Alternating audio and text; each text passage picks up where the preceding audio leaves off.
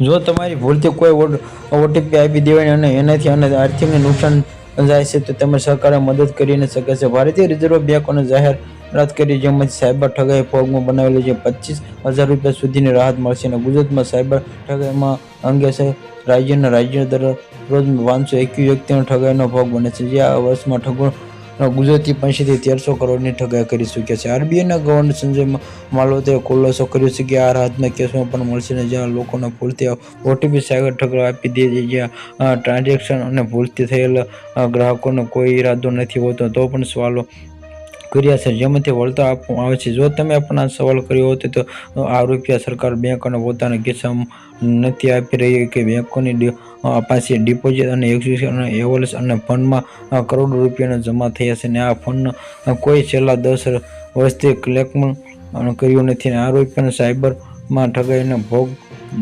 બનનારાને વળતર આપશે અને આ શરતોમાં ગ્રાહકને જીવનમાં એક જ વાર આ વળતર આપશે અને ઠગાઈ તમારો ખોટો ઈરાદો ન હોવાનો જોઈએ. તમારી સાથે રૂપિયાનું ફ્રોડ થયું હોય અને એમાંથી 15% રોકડ તમારી જાતે ભોગવવી પડશે, જે 25,000થી પણ ઓછી હોય અને સાથે 5 થી 5 લાખ હોય તો 10 લાખનું ફ્રોડ થયું હોય તો તેમાંથી પણ 25,000 મળશે. જે ડેપ્યુટી ગવર્નર ચેનમે જણાવ્યું છે કે જે ઈરાદો કર્યો છે જે જેઓ અજાણ્યા જેમાંથી સાયબર ઠગોનો ભોગ બનશે. આ સિવાય આરબીઆઈને પણ પ્રયાસ કરી ડિજિટલ ટ્રાન્ઝેક્શનમાં જણાવી ક્રિકેટ થવાનો થોડો મોટો ફાયદો અને જેની માટે સિટીઝન માટે વધુ કડક નિયમ લાવવામાં આવશે.